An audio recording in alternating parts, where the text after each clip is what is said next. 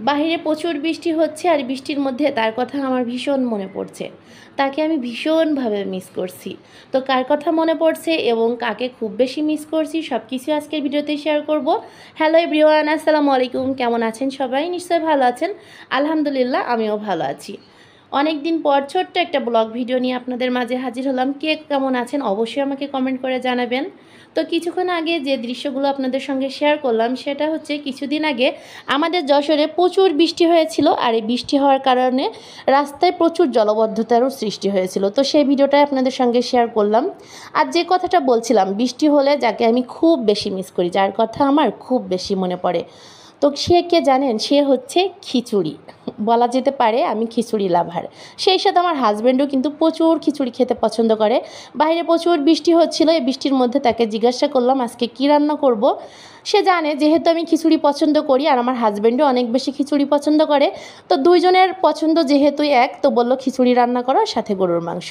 যেই কথা সেই কাজ, আমি এই তো হচ্ছে খিচুড়ি আর গরুর মাংস রান্না করব। তো প্রথমে এই জন্য গরুর মাংসটা রান্না করে নিচ্ছি। আর আমার ভিডিও যারা দেখেন তারা তো জানেন আমি কিন্তু সবসময় হাতে মেখেই খিচুড়িটা রান্না করি। তো এখানে আমি সমস্ত মশলা দিয়ে হাতে মেখে মাংসটা বসিয়ে দিয়েছি। আর একটা কথা, অনেক আপুরা আমার কাছে জানতে চেয়েছে, আপু ইন্ডাকশনে রান্না করলে বিল কেমন আসে এবং হচ্ছে তরকারি ভালোভাবে ফুটে কিনা।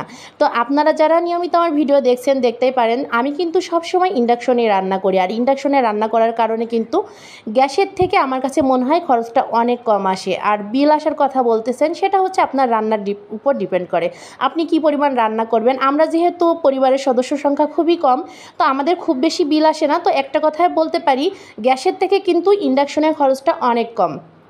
তো যাই হোক, কথা বলতে বলতে কিন্তু আমি হচ্ছে মাংসটাও আমার প্রায় রান্না করা হয়ে গেছে। আর মাংসের ভিতরে মাংস কষানোর পর আমি কিন্তু আলু দিয়ে দিয়েছি, ঝোলের জন্য পানিও দিয়ে দিয়েছি। আর কার কার বাসায় হচ্ছে মাংসর থেকে মাংসের আলুটা বেশি পছন্দ করেন আমাকে অবশ্যই কমেন্ট করে জানাবেন। আমার বাসায় তো আমার বাচ্চারা মাংসের থেকে মনে হয় মাংসের ভিতরকার আলুটাই বেশি পছন্দ করে। যাই হোক, আমার কিন্তু মাংস রান্না করা হয়ে গেছে, এখন হচ্ছে খিচুড়ি রান্না করব। আর খিচুড়ি কিন্তু আমি সবসময় প্রেশার কুকারে রান্না করি, তো আমি আজকেও প্রেশার কুকারে রান্না করব। সমস্ত মশলা আমি তেলের মধ্যে দিয়ে মশলাগুলো খুব ভালোভাবে একটু কষিয়ে নিচ্ছি। কষিয়ে নেওয়ার পর যে চাল ডালটা ধুয়ে রেখেছিলাম সেই চাল ডালের মিশ্রণটা দিয়ে দিচ্ছি। এখানে হচ্ছে পোলাও চাল আর সিদ্ধ চাউল আছে আর 3 রকমের ডাল আছে। তো সব কিছু দিয়ে আমি মশলার সাথে খুব ভালোভাবে একটু ভেজে নিয়েছি। ভেজে নেওয়ার পর পরিমাণ মতো পানি দিয়ে দিয়েছি। আর এখন হচ্ছে ঘি দিয়ে দিব। ঘি দিলে সুন্দর একটা ফ্লেভার আসে। তো আমি হচ্ছে যেহেতু প্রেশার কুকারে রান্না করছি এই জন্য ঘিটা এখনই দিয়ে দিচ্ছি, পরবর্তীতে তো আর দিতে পারবো না। তো এই তো আমি হচ্ছে সব কিছু দিয়ে এখন প্রেশার কুকারটা আটকিয়ে দিব। আর সমস্ত কাজ করে এসে দেখি আমার খিচুড়ি রান্না হয়ে গেছে। তো এই তো দেখতে পাচ্ছেন কতটা পারফেক্ট হয়েছে। প্রেশার কুকারে খিচুড়ি রান্না করেছি, তারপরেই মাশাল্লাহ অনেক বেশি পারফেক্ট হয়। আমি তো হাঁড়ির থেকে মনে হয় প্রেশার কুকারেই খিচুড়িটা ভালো রান্না করতে পারি। একদম ঝুরঝুরা এবং পারফেক্ট খিচুড়ি হয়েছে। তো আজকের ভিডিওটা এখানেই শেষ করছি। আর এই তো আমি হচ্ছে খেতে খেতে আপনাদের কাছ থেকে আজকের মতো বিদায় নিলাম। সবাই ভালো থাকবেন। আল্লাহ হাফেজ।